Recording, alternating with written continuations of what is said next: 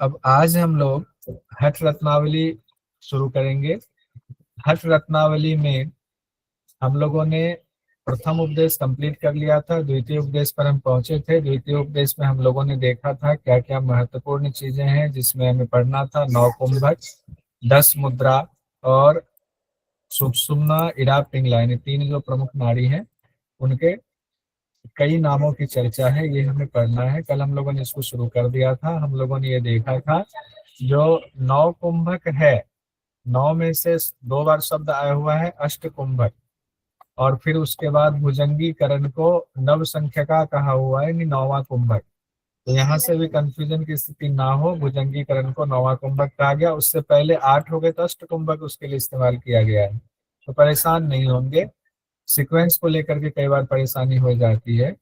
तो पहला जो मंत्र है उसमें सीक्वेंस अलग है, उसके बाद जो मंत्र दिया गया है उसमें सीक्वेंस अलग है, उसके बाद वाले मंत्र में सीक्वेंस हठ प्रदीपिका की तरह है, बस हठ प्रदीपिका में केवल नहीं है केवल कुंभक, यहाँ केवल कुंभक दिया हुआ है 8 की संख्या में, और नवा भुजंगीकरण हो गया। फिर हम लोगों ने यहाँ तक देख लिया था हठ प्रदीपिका में कौन कौन से हैं, घेरन संहिता में कौन कौन से कुंभक हैं, इसको हम लोगों ने देख लिया हुआ था। अब उससे आगे आज बढ़ रहे हैं हठ रत्नावली द्वितीय उपदेश में, जिसमें हूबहू यही वाला मंत्र आपको हठ प्रदीपिका में भी मिलता है, जिसमें कहा गया पूर्व कांते तु कर्तव्यो बंधो जालंधरा विदह कुंभ कांते रे कुंभ कांते रे रेचक आदो कर्तव्यस्त उद्यान का। हूबहू यही बात है। संस्कृत के मंत्र होने की वजह से आपको, अगर संस्कृत से आप फैमिलियर नहीं हो तो थोड़ा लगेगा पता नहीं क्या कहा गया है, याद कैसे रखना है। बहुत सिंपल चीज। पूरक के बाद जालंधर बंद लगाएंगे, यही कहा गया। पूरक के अंत में कर्तव्य पूर्वक जालंधर बंद लगाइए, वही चीज करते हैं। अगर शब्द देखेंगे तो कुछ भी अंतर नहीं। फिर कहा गया कुंभक के अंत में और रेचक के शुरुआत में, दो शब्द इसमें जोड़ दिया तो एक बार तो परेशानी लगती है, लेकिन आप देखिए अगर शब्द को एक एक शब्द देखें तो बहुत आसान है। जब आप आपने कुंभक किया, अब कुंभक कंप्लीट होने वाला है, अब कुंभक नहीं कर सकते, तो कुंभक अब खत्म कर रहे हैं। खत्म करना मतलब कुंभक के अंत में, कुंभक अंत करके क्या करेंगे, कुंभक अंत करके करेंगे आ, रेचक शुरू करेंगे। अब तो रेचक के आदि में, तो कुंभक के अंत में रेचक के आदि में कर्तव्य पूर्वक उड्डयन बंद लगाएंगे। कर्तव्य पूर्वक क्या करेंगे, उड्डयन बंद लगाएंगे। तो ये दो लाइन जो हठ प्रदीपिका में कहा गया, यहाँ भी कहा गया है, इसको ध्यान से हमें याद रखना है। हठ प्रदीपिका वाला ही एग्जाम में पूछ दिया जाता है। ये मंत्र भी आया हुआ है हठ प्रदीपिका में, और इसकी व्याख्या को लेकर के थोड़ी सी दिक्कत होती है, लेकिन कोई नहीं।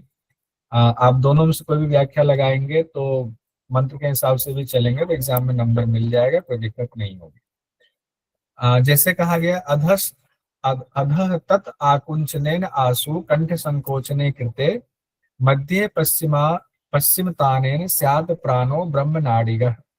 अधः कहा गया पहले जो है आप गुदा द्वार का संकुचन करें, सिकोड़ें। फिर कहा गया कंठ संकोचन करें। फिर कहा गया मध्य पश्चिम ताने, यानी कि पेट को पीछे की तरफ ताने। तब क्या होता है, ब्रह्म नाड़ी में प्राण प्रवाहित होता है, यानी सुषुम्ना में प्राण प्रवाहित होता है। यानी तीनों बंद लगाने के बाद कहा गया कि सुषुम्ना में प्राण प्रवाहित होगा। सुषुम्ना के लिए ब्रह्म नाड़ी शब्द इस्तेमाल किया गया है, यह ध्यान रखें। तो इसमें सीक्वेंसिंग को लेकर थोड़ी दिक्कत होती है। मंत्र में जाएंगे तो यही कहा गया है, लेकिन अभ्यास करना है गुरु के हिसाब से। और मंत्र को लेकर के संस्कृत में हम लोग जानते हैं कई बार जो पीछे होता है वो आगे चला जाता है, आगे वाला पीछे चला जाता है। लेकिन बड़ी अफसोस की बात है कि एग्जाम के हिसाब से ऐसा फॉर्मूला नहीं चलता है। वो जो शब्द पहले आया है उसको ले लेते हैं, तो हम लोग कई बार परेशान हो जाते हैं। तो ये दिक्कत होती है, पढ़ाने में भी ये दिक्कत होती है, पढ़ने में भी। लेकिन हर मंत्र में ऐसी दिक्कत नहीं होती है, तो हम लोगों ने एक पैटर्न बना लिया हुआ है कि शब्द जो पहले है उसी को क्रम से हम मान लेते हैं, तो दिक्कत नहीं होती एग्जाम में। अब कहा गया है अपानम ऊर्ध्वम उत्थाप्य प्राणम कंठादधो नयेत योगी जरा विमुक्त स्याद षोडशो वैसा भवे। अपान वायु को ऊपर उठाने की बात कर रहे हैं और प्राण वायु को नीचे करने की बात कर रहे हैं। और जब प्राण वायु को नीचे करेंगे तो योगी जरा से यानी बुढ़ापा से विमुक्त हो जाएगा, जरा से मुक्त हो जाएगा, और 16 साल के तरुण के समान हो जाएगा। अब यहाँ देखिए अपानम ऊर्ध्वम, अपान की गति जनरली नीचे की तरफ होती है, प्राण की गति ऊपर की तरफ होती है। उसी जो सामान्य गति उसको उल्टा करना है। अब प्राण की गति कहा गया कंठा अधो नयेत, कंठ से नीचे करना है प्राण को, क्योंकि गति ऊपर है तो आप अभ्यास के द्वारा नीचे कीजिए। अपान की गति नीचे है तो उसको अभ्यास के द्वारा ऊपर कीजिए। तो जब ऐसा करेंगे तब आपको आपका जो बुढ़ापा है वो दूर हो जाएगा और आप 16 साल के तरुण के समान हो जाएंगे। कहते हैं ना बहुत सारे बुजुर्ग ऐसे होते हैं, देख के उनकी उम्र का अंदाजा नहीं लगा सकते। जिसमें से मान लीजिए एक है, वो क्या नाम है, एक जो मिलिंद सोमन। मिलिंद सोमन का देखते हैं बॉडी कितना फिटनेस है, और ऐसे बहुत सारे लोग, एक मिलिंद सोमन ही क्यों, बहुत सारे लोग हैं। एक तो कबीर बेदी जी ने 80 साल के उन्होंने सभी जो है फिटनेस का अपना वीडियो डाला है, तो उनका भी अभी आया हुआ था। तो बहुत सारे बुजुर्ग हैं, कुछ ना कुछ अभ्यास ऐसा करते होंगे। तो योग के संदर्भ में यहाँ पर कहा गया है प्राण को नीचे करना, अपान को ऊपर उठाना, तो वो स्थिति आप प्राप्त कर सकते हैं। अब सूर्य भेदी प्राणायाम जो हम लोग कुंभक पढ़ने वाले हैं, अब एक एक करके देखिए कि कुंभक को हम लोग देखते हैं। सूर्य भेदी कुंभक में क्या कहा गया, विधि वही है कि दाहिनी नासिका से पूरक करेंगे, और पूरक के दौरान एक खास बात कही गई है कि वायु कंठ और हृदय को से लगते हुए जाए। पूरक करते समय ऐसा हो कि वायु कंठ और हृदय का घर्षण करते हुए अंदर जाए। फिर कहा गया यथेष्टम कुंभकेद वायु, फिर यथासंभव कुंभक करेंगे और रेचियेद ईडिया तथा, फिर इरा इरा से उसको रेचक कर देंगे। ठीक है। फिर कहा गया है, ये हो गया, हम लोग ऐसे ही कहते हैं, बस इसमें जो अलग सी बात है ना जो आपको एग्जाम के लिए पूछा जा सकता है, वो ये लाइन है। इस लाइन को आपको ध्यान रखना, इस लाइन को, जो बिल्कुल अलग सी लाइन है। बाकी तो हम लोग जानते हैं, राइट से लिया लेफ्ट से छोड़ा, बीच में यथासंभव कुंभक करना है। लेकिन ये बात अलग से कही गई, तो ये इसको स्पेशल डायरी में नोट कीजिए। जब आप कहेंगे कि मेरे निर्देशन में अगर आप करना चाह रहे हैं, तो एक चीज मैंने बताया था, बहुत सारे लोगों ने अपनी डायरी का फोटो भेजा हुआ है, तो उसमें से 2-3 ही डायरी मुझे ऐसी मिली है जो वाकई जो मैं कह रहा हूँ उस हिसाब से है। बाकी लोग क्या कर रहे हैं, डिटेल नोट्स बना रहे हैं। अच्छी बात है, आप डिटेल नोट्स बनाइए, मैं पूरी पूरी प्रशंसा करता हूँ, आप बनाएंगे, आपकी चित्त को याद रहेगा। अगर डिटेल नोट्स बना रहे हैं तो बाद में ही सही, संडे का एक दिन निकाल लीजिए, जो जो मैं इंपॉर्टेंट कहता हूँ उसे डिटेल नोट्स में उसको हाईलाइट कर दीजिए, और संडे को एक पतली सी और डायरी बना लीजिए, उसमें उस वन लाइनर को बस लिख दीजिए, शास्त्र का नाम लिखिए, उसके वन लाइनर लिख दीजिए, तो आपके फिर 2 डायरी हो जाएंगे। तो नोट्स हो जाएंगे 3, एक तो मेरे द्वारा दिया हुआ नोट्स, एक आपका अपना जो डिटेल बना रहे हैं वो, और तीसरा हो जाएगा जो बिल्कुल आपका टू द पॉइंट वाला होगा, जो मैं डायरी की बात करता हूँ, स्पेशल डायरी में उसको कहना चाह रहा हूँ। अब आगे बढ़ेंगे, क्या क्या लाभ इससे प्राप्त होता है, तो हम लोग इसमें याद करते हैं कपाल शोधन का, वात रोग का और कृमि रोग का।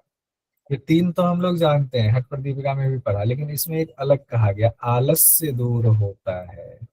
और इसके लाभ में ये वाला स्पेशल लाभ तो पूरा लिखेंगे, जैसे कि हम लोग जानते हैं, अब ये तो लाभ याद हो गया पुराने लोगों को, नए लोगों को नहीं हुआ तो इसको डिटेल वाले में लिखिएगा, लेकिन स्पेशल वाले में लिखिएगा आलस्य दूर होता है, ये भी कहा गया। अब आलस्य हठ प्रदीपिका में नहीं कहा गया, इसमें कहा गया। कौन सा प्राणायाम पढ़ रहे हैं, एक बार देखें हिला करके, आप लोग की जगह हुआ है कौन सा प्राणायाम पढ़ रहे हैं, कौन सा पढ़ा आलस्य वाला, सूर्य बेदी। अब लीजिए, रंजन जी को माइक खोल के बोलना पड़ेगा। अब रंजन जी तो पास हो गए, बहुत अच्छे नंबर से पास हुए हैं, 210 नंबर से पास हुए हैं। अब रंजन जी अभी माइक खोल के बोलेंगे तो बाकी लोग क्या करेंगे बताइए। तो अब तो नए लोगों को उत्साह दिखाइए। आपके अभी अभी क्लास में बहुत सारे लोग ऐसे हैं जो नेट क्वालिफाई हो गए, फिर भी आपकी क्लास में मौजूद हैं, उनसे सीखना है। अभी इसी क्लास में बहुत सारे लोग हैं जिनका नेट क्वालिफाई हुआ है, तो उनसे सीखिए। अब देखिए उज्जयी प्राणायाम में क्या कहा जा रहा है, मुख बंद कर लें, फिर कंठ से हृदय तक घर्षण की ध्वनि के साथ दोनों नासिका से पूरक करेंगे, यथाशक्ति कुंभक करेंगे, फिर बाई नासिका से रेचक कर देंगे। तो उज्जैन में भी विधि तकरीबन वैसे ही है, हम लोग जो करते हैं उससे अलग है। हम लोग जो करते हैं उसमें जनरली हम लोग कुंभक नहीं लगाते, ये ध्यान रखिएगा, लेकिन कुंभक लगाने की चर्चा आई हुई, जब कुंभक नहीं है तो उज्जैन में भी कुंभक लगता है। तो कहा गया दोनों नासिका से श्वास लेंगे और ऐसे लेंगे कि कंठ से हृदय तक घर्षण करते हुए जाए, यथा शक्ति कुंभक करेंगे, फिर बाई नासिका से रेचक करेंगे, दोनों से नहीं, राइट वन बाई नासिका से रेचक कर देंगे। अब इसमें फल में क्या कहा गया है, कंठ के कफजन्य रोग दूर होते हैं, दोष दूर होते हैं, शरीर की अग्नि बढ़ती है, नारी जलोदर धातु विकार दूर होता है, धातु दोष से संबंधित रोग दूर होता है। और उज्जैन में कहा गया चलते फिरते बैठे या फिर कार्य करते हुए हर वक्त इसका अभ्यास करें। ये बात एज इट इज हठ प्रदीपिका की तरह है, लेकिन ध्यान रखिएगा घेरन संहिता में आप लोगों ने मेरे ख्याल से अब शायद वहां तक पहुंच गए हैं या नहीं पहुंचे। घेरन संहिता में ये बात नहीं कही गई है उज्जैन में, ये ध्यान रखें। तो नोट करने वाली बात घेरन में आएगी, लेकिन इसी में स्पेशल डायरी में नोट में लिख लीजिए ये तीनों लाइन की हठ प्रदीपिका और हठ रत्नावली में उज्जयी में ये तो कहा गया चलते फिरते बैठते हुए कार्य करते हुए हर वक्त उज्जयी प्राणायाम कर सकते हैं, लेकिन घेरन संहिता में ये बात नहीं कही गई। घेरन संहिता में मुद्रा के दौरान कही गई, और मुद्रा आप लोग पढ़ चुके हैं घेरन में। तो घेरन में किस मुद्रा में कहा गया है नभो मुद्रा में कि नहीं, आप नहीं बोलेंगे बाकी लोग बोलिए जो नए लोग हैं, मैडम ने पढ़ाया है ना। किस मुद्रा के दौरान कहा गया है कि हम अभ्यास कर सकते हैं इसको, जनरल वे में कहा गया उज्जयी की तरह मिलता जुलता, एज इट इज तो नहीं उज्जयी की तरह, उज्जयी के जैसा मिलता जुलता है, तो नभो मुद्रा में कहा गया। तो आप लोग एक बार पलट के नोट्स को देखिएगा, उसमें नभो मुद्रा में आपको मिल जाएगा। इसमें घेरन संहिता है। अब हम लोग तीसरे कुंभक पर आते हैं, शीतकारी कुंभक है। कौन से ग्रंथ का आप लोग पढ़ रहे हैं, हठ रत्नावली द्वितीय उपदेश का पढ़ रहे हैं।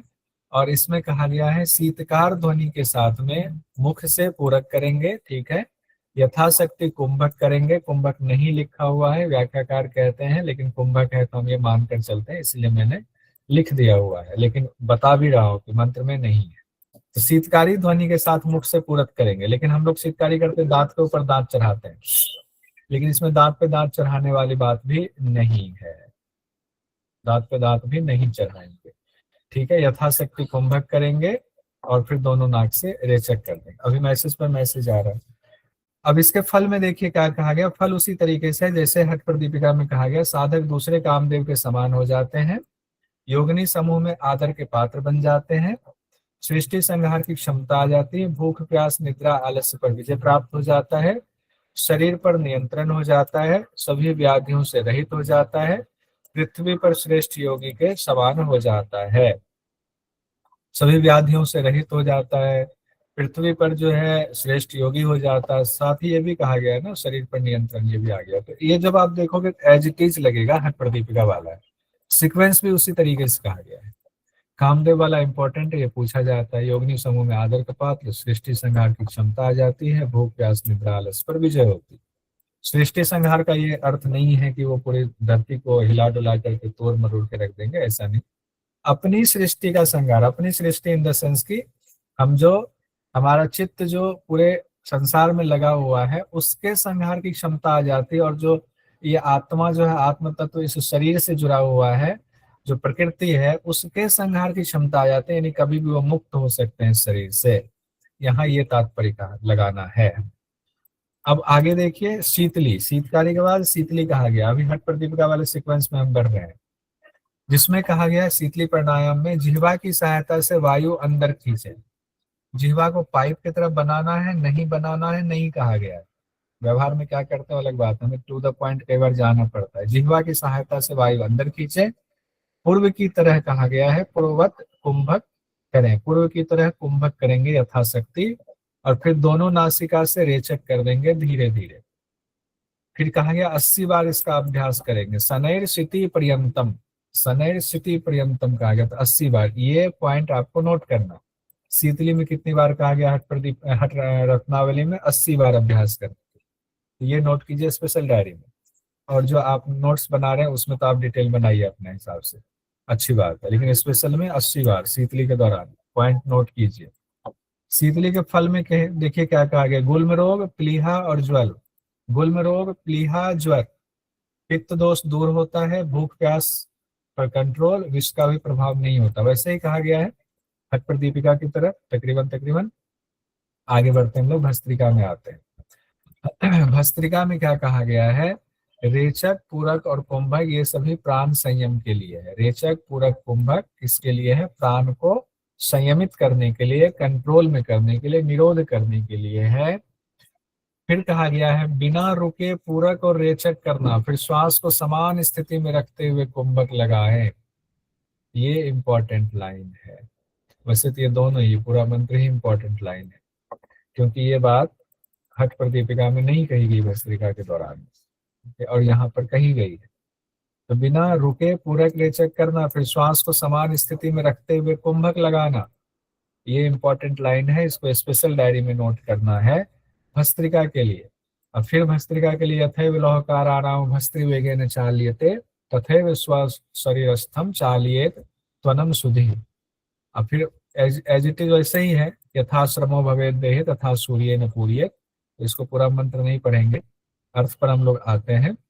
लोहार की धौकनी की तरह पूरक रेचक करना है, लोहार की धौकनी की तरह, जब तक कि आप थक ना जाए तब तक अभ्यास करना है। फिर दाहिनी नासिका से, यानी भस्त्रिका करने के बाद दाहिनी नासिका से पूरक करना है, उदर को भरना है। उंगलियों की सहायता, यानी मध्यमा तर्जनी की सहायता के बिना ही, तो मध्यमा तर्जनी मोड़ दिया, इसके बिना दाहिनी नासिका को बंद करेंगे, यानी कि पहले तो कुंभक करेंगे तो बंद करके, फिर कहा गया है कि उसके बाद इरा नाड़ी से रेचक कर देंगे, इरा नाड़ी से रेचक करेंगे। राइट से लिया, बंद किया, इरा से रेचक कर दिया।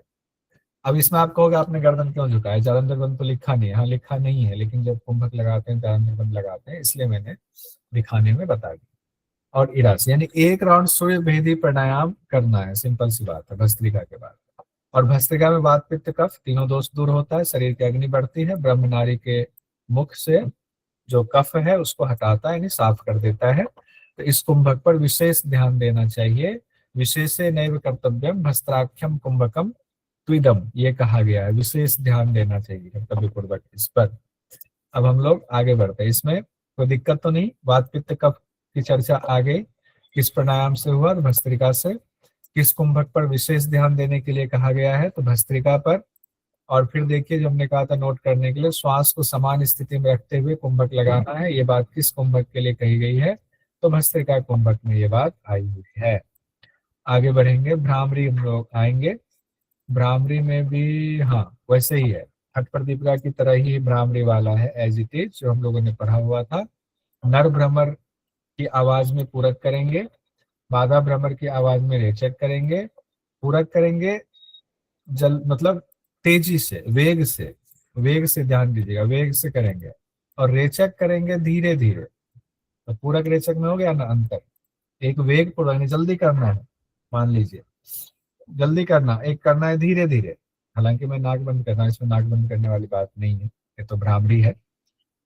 तो नर भ्रमर, मादा भ्रमर, पूरक करेंगे वेग से, रेचक करेंगे धीरे धीरे। आवाज दोनों का अलग हो जाएगा, पूरक का अलग, रेचक का अलग हो जाएगा। और फल बताया गया, उत्तम साधकों के चित्त में अपूर्व आनंद की लीला होती है। हठ प्रदीपिका वाला याद आ गया, इसीलिए थोड़ा सा जल्दी होता जा रहा है, दिक्कत नहीं होगी। हठ प्रदीपिका इसीलिए हम लोगों ने एक एक मंत्र को पढ़ा हुआ है, डिटेल में पढ़ा हुआ है, इसीलिए उसका ऑनलाइन टेस्ट भी हम लोग अलग अलग चैप्टर में ले रहे हैं। फिर उसका हठ प्रदीपिका का ऑनलाइन टेस्ट हम लोग बाद में भी देंगे, जिसमें सारे पीवाईक्यू को अलग से करके हम लोग ऑनलाइन टेस्ट देंगे। अभी पीवाईक्यू मिक्स करके आपका ऑनलाइन टेस्ट हो रहा है। अब मूर्छा में आएंगे, सातवां कुंभक मूर्छा तक हठ प्रदीपिका से मिलता जुलता है।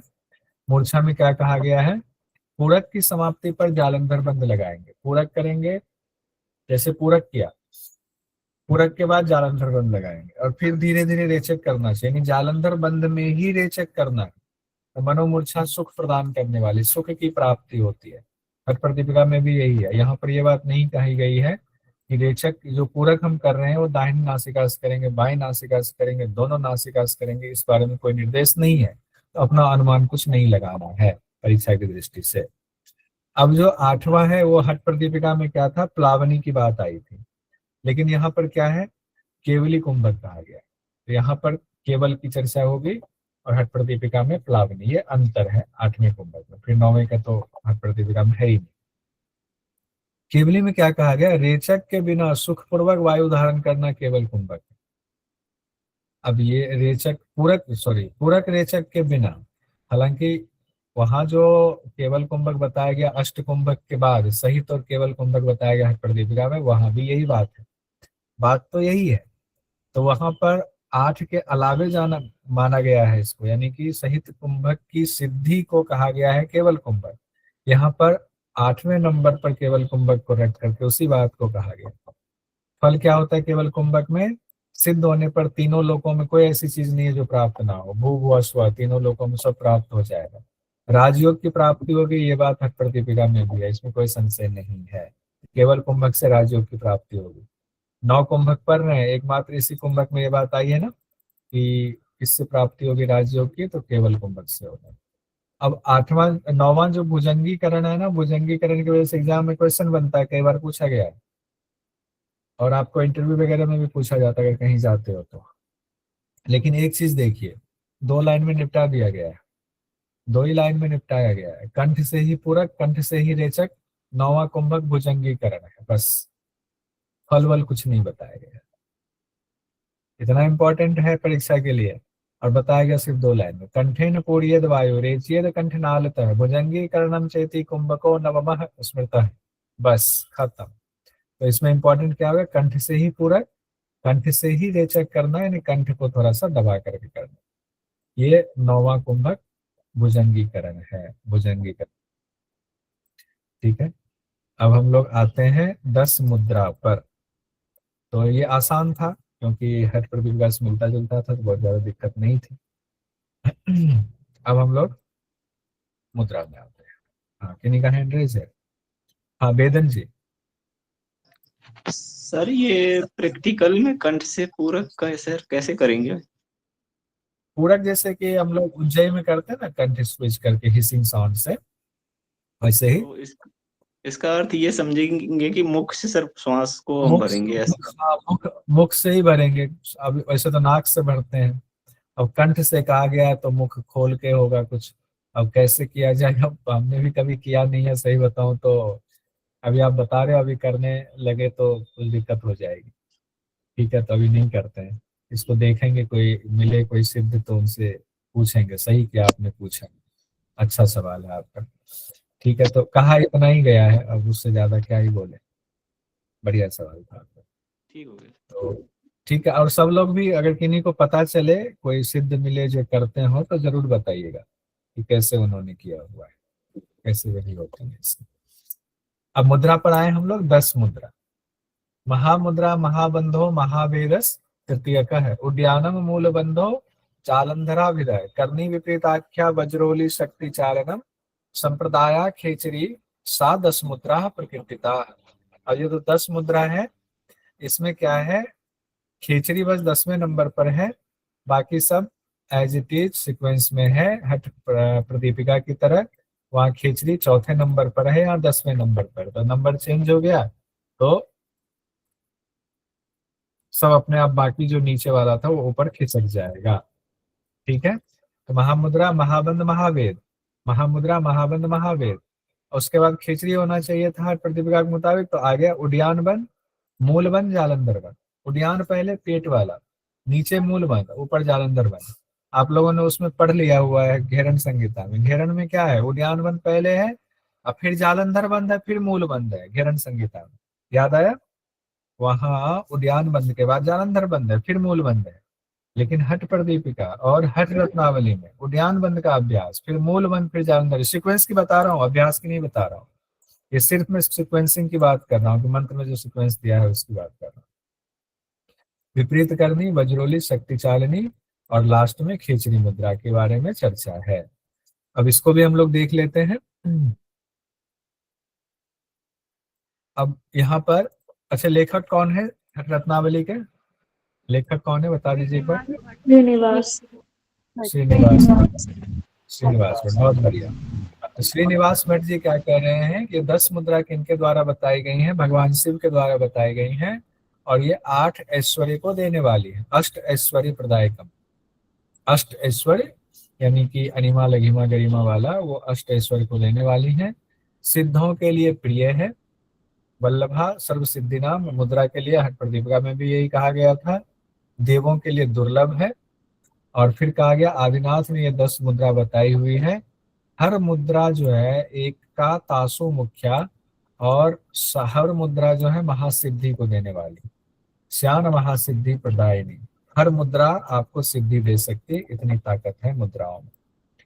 फिर देखिए कल चंदन जी ने बहुत अच्छा सवाल पूछा था कल या परसों, कि अगर हर मुद्रा सिद्धि दे सकती है तो एक ही मुद्रा क्यों ना करे। तो नहीं, ऐसा नहीं कहीं भी विधान आया हुआ है। सब एक दूसरे से जुड़ा हुआ, एक के बिना दूसरे का काम कई बार नहीं चलता है। कुछ में तो स्पष्ट कहा भी गया, कुछ में इनडायरेक्टली कहा गया, इसीलिए सारे अभ्यास करेंगे तब जाकर के शरीर की साधना पूरी होती है। महामुद्रा में हम लोग आते हैं, ये भी हठ प्रदीपिका से मिलता जुलता है। एक दो लाभ इसमें कम बताए गए हैं, हठ प्रदीपिका में ज्यादा बताए गए हैं। अब इसमें देखिए वशिष्ठ मुनि के मुताबिक इसमें लिखा हुआ है, एक बात तो ये आई हुई है, महामुद्रा प्रवक्ष्यामि वशिष्ठे नोक्त मादरात। अब वशिष्ठ मुनि के जो बारे में है कि वशिष्ठ मुनि ने बताया हुआ, तो ये इंपॉर्टेंट हो जाता है। महामुद्रा के बारे में किस ग्रंथ में वशिष्ठ मुनि ने बताया हुआ है। तो हर्ष रत्नावली में स्वात्मारा ये श्रीनिवास भट्ट जी कहते हैं, योनि प्रदेश को बाईं एड़ी से लगाएं, दाहिने पैर को सामने रखें, फिर पांव को दोनों हाथों से पकड़ें, वैसे ही जैसे हम लोग करते हैं। अब गहरी सांस लें, जालंधर बंद लगाएं, दोनों तरफ से अभ्यास करें। इसमें कोई संकोच वो तो नहीं है कि इसको अलग से पूरा डिटेल करना है, समझाना है, हम लोग पहले पढ़ चुके हैं इसको, वैसे अभ्यास बताया हुआ है। क्लियर है, दिक्कत तो नहीं किन्हीं को, बताइएगा। हम सब करके बताइए तो रुकेंगे, हैंड रेज बीच बीच में कर लिया कीजिए, कोई दिक्कत हो तो। ममता जी का आया हुआ है, वैशाली जी का आया हुआ है, ठीक है। आरजू जी का तो नहीं गिनेंगे, सुभस्मिता जी का भी नहीं गिनेंगे, हिमानी जी का गिन लेंगे। तो बाकी लोग को क्या लग रहा है, इसको फिर से बताना है? सपना जी, नेहा जी, बताना है क्या, बताइए। रोहिणी जी, सुरुचि, बहुत देर देर से सब लोग खाना बनाते बनाते कर रहे हैं क्या? वंदना जी, क्योंकि हर परिवार पढ़ चुके हैं इसलिए मुझे लगा कि इसको बताने की जरूरत वैसे नहीं है। अनीता जी, ठीक है, चलिए। फिर भी अभी 50% लोगों का नहीं आया हुआ। अब इसमें भी वही एज इट इज कहा गया, इसे दंड के प्रहार से सांप सीधी हो जाती है, वैसे ही कुंडलिनी का जागरण होता है। किसमें? महामुद्रा में भी। इड़ा पिंगला के निष्क्रिय की बात कही गई, इड़ा पिंगला निष्क्रिय हो जाता है, हर तरह का भोजन पच जाता है, पथ्य अपथ्य का कोई अर्थ इसमें नहीं रहता है महामुद्रा में। निरस भोजन भी स्वादिष्ट हो जाता है, घातक विष भी अमृत के समान आसानी से पच जाता है, क्षय रोग, कुष्ठ, गुदावर्त, गुल्म, अजीर्ण रोग नष्ट होता है, आने वाले सभी दोष भी नष्ट होते, पुरोगमाह कहा गया है, इच्छा मृत्यु का नाश, जरा मृत्यु का नाश होता, माफी चाहूंगा, जरा मृत्यु का नाश होता है, मुद्रा को गुप्त रखना है। तो अभ्यास एज इट इज वैसे ही बताया गया है। इसको दो पार्ट में इसके लाभ को दो पार्ट में तोड़ करके जनरली पढ़ना चाहिए। एक तो ये पढ़ना है कि कुंडलिनी जागरण होता है, यहाँ से कुंडलिनी जागरण होता है, इड़ा पिंगला निष्क्रिय हो गया, हर तरह का भोजन पच जाता है, पथ्य पथ का कोई अर्थ नहीं, निरस भोजन भी स्वादिष्ट, घातक विष भी अमृत के समान पच जाता है।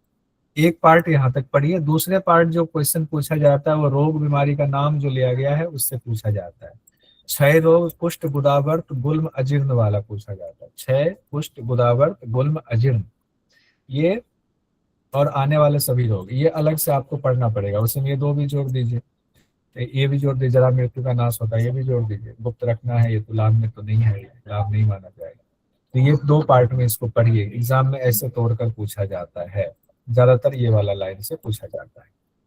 तो हमें ये भी जानना चाहिए, जब हम एक साथ पढ़ते हैं बहुत लंबा हो जाता है, पता चलता है इसमें से पूछा क्या जाएगा क्या नहीं पूछा जाएगा। अब हम लोग आते हैं दूसरी मुद्रा पर, महाबंध पर। महाबंध भी उसी तरीके से कहा गया है, बाई एड़ी को सिवनी पर लगाएं। बाई एड़ी, सिवनी प्रदेश जानते हैं, गुदाद्वार और जेनेटिक ऑर्गन और गुदाद्वार के बीच का जो स्थान है उसको सिवनी स्थान कहते हैं। तो बाई एड़ी को सिवनी स्थान पर लगाएंगे, दाएं पैर को बाई जंघा पर रखेंगे, दाएं पैर बाई जंघा पर रखेंगे। दाएं मतलब, दाएं पैर का मतलब राइट लेग को, राइट फुट को बाई जंघा पर रखेंगे, बाई जंघा मतलब लेफ्ट थाई पर रखेंगे। अब मुख से पूरक करना है, मुख से पूरक करेंगे, जालंधर बंद लगाएंगे, फिर मूल बंद लगाएंगे।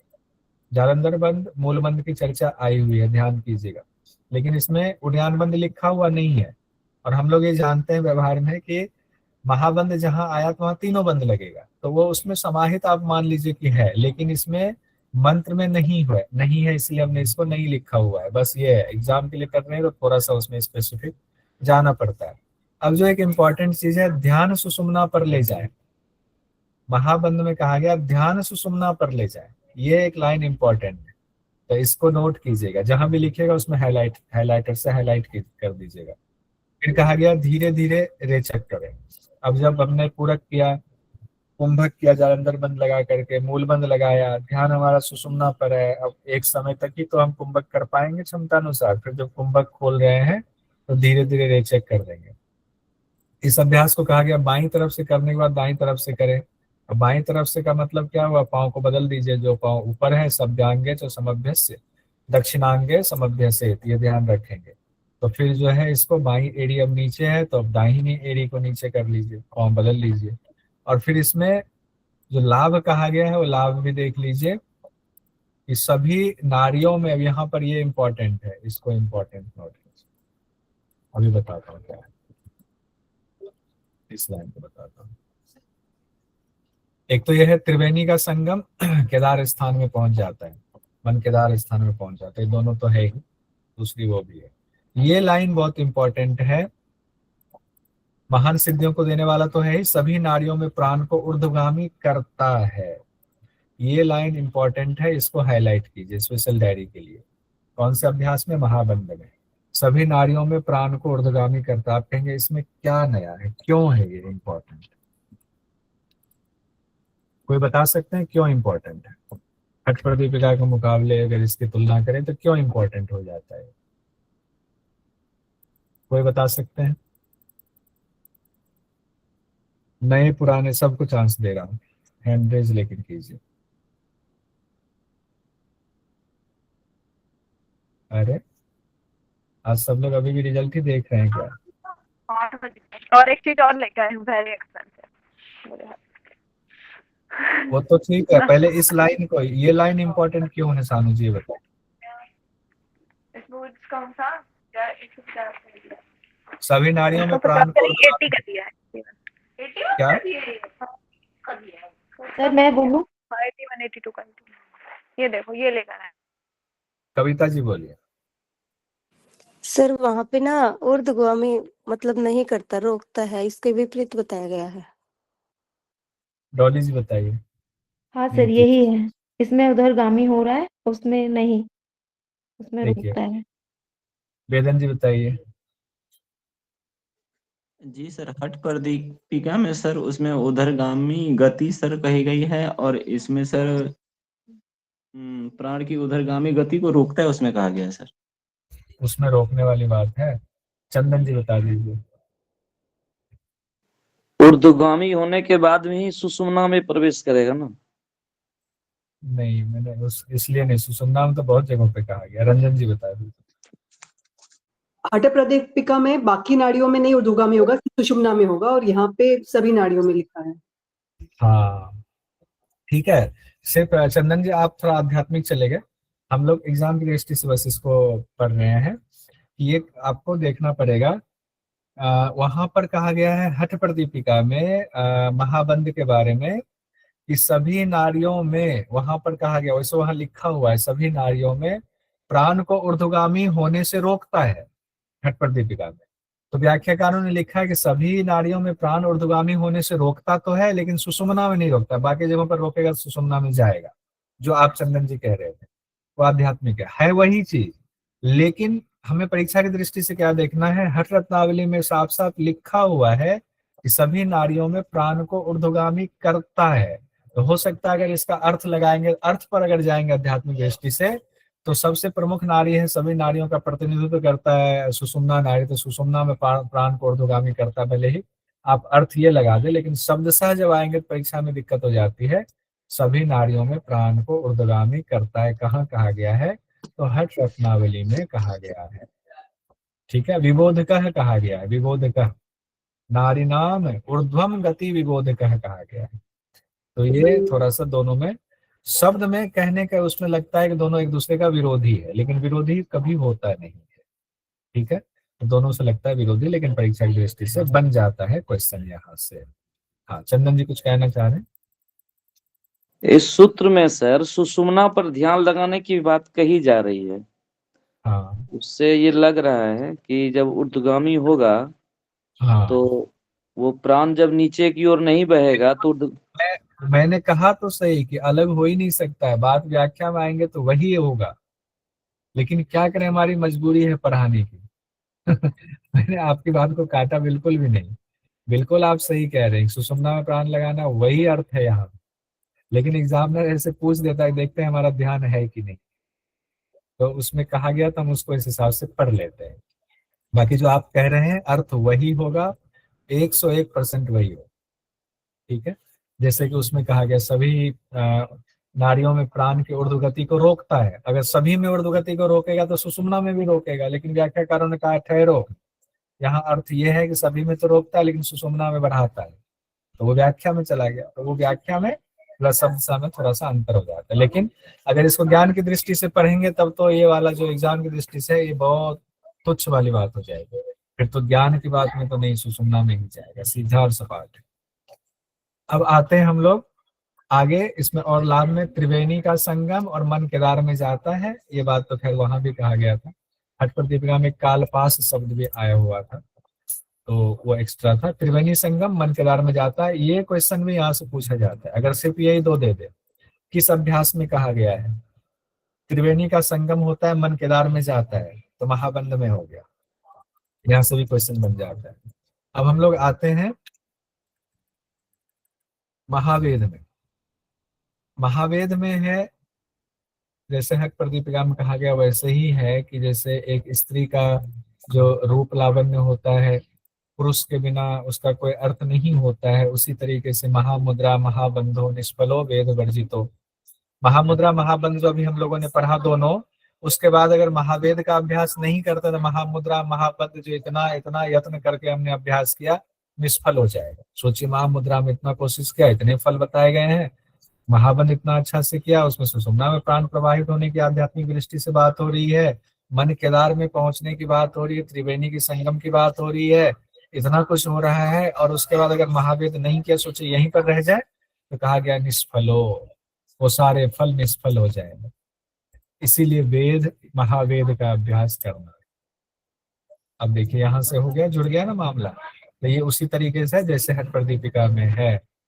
फिर उसके बाद महावेद की महत्ता बताएगी, महावेद के बारे में विधि बताई जाएगी कि महावेद करना कैसे है, और महावेद का फिर क्या फल होगा, फिर तीनों का फल क्या होगा।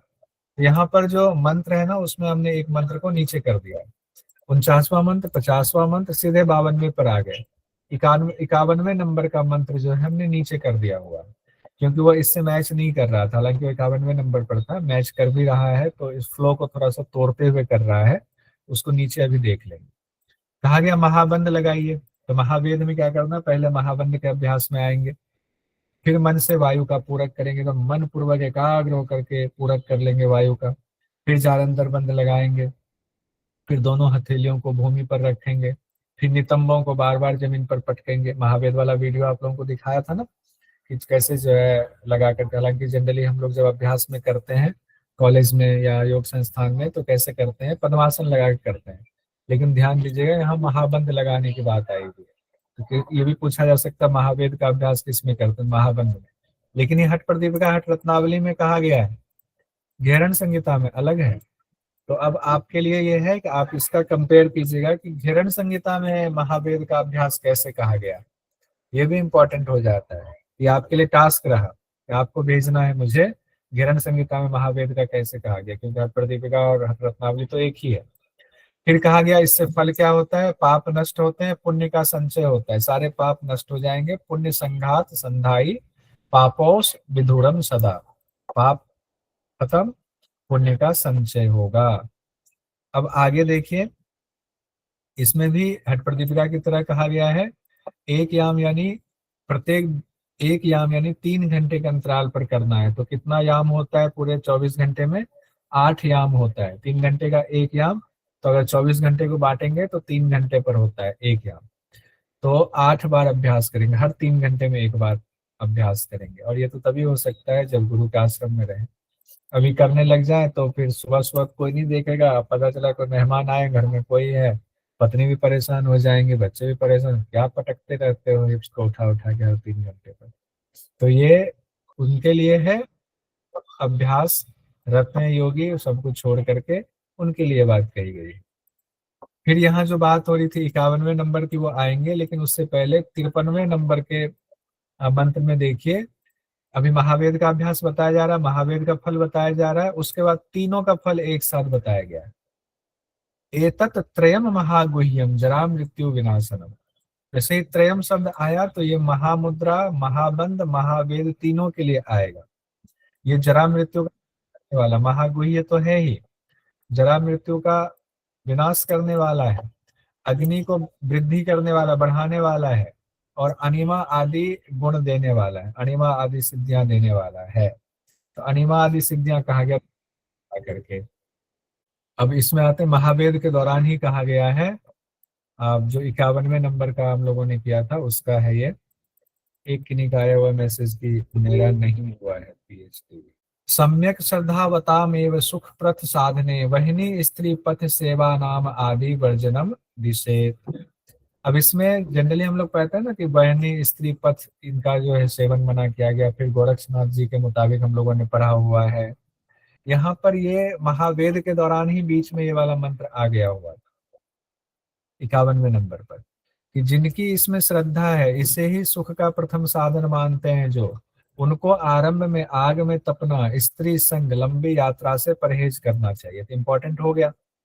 अब ये महावेद से जोड़ करके जानबूझ के मैंने इसको यहाँ निकाला, पूरी विधि वहां हो गई। ये महावेद के दौरान कहा गया, तो महावेद से ही जोड़ कर देखेंगे, सीधा कहा गया जिनकी इनमें श्रद्धा है महावेद में। और महावेद में मतलब तो महामुद्रा और महाबंध भी उसके साथ जुड़ जाएगा। इसे ही सुख का प्रथम साधन मानते हैं मुद्रा को। उनको आरंभ में क्या करना चाहिए? इन मुद्राओं के दौरान आग से दूर रहना चाहिए, स्त्री संग से दूर रहना चाहिए, लंबी यात्रा से परहेज करना चाहिए, तब जाकर के ये साधना का फल प्राप्त होगा। क्योंकि अणिमा आदि सिद्धियां यूं ही नहीं मिल जाएंगी, ये आसान नहीं है, जरा मृत्यु का नाश यूं ही नहीं हो जाएगा। तो ये हमने 3 मुद्रा भी देख लिया आज। तो आज हम लोगों ने क्या क्या देखा अभी तक में, कोई बताइए? अभी जो हमने पढ़ा हुआ है उसमें क्या क्या पढ़ लिया हुआ है आज हमने?